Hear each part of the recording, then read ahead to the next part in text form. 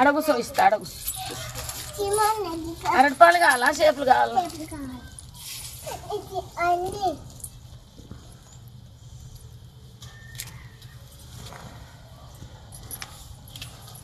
hi అండి అందరికి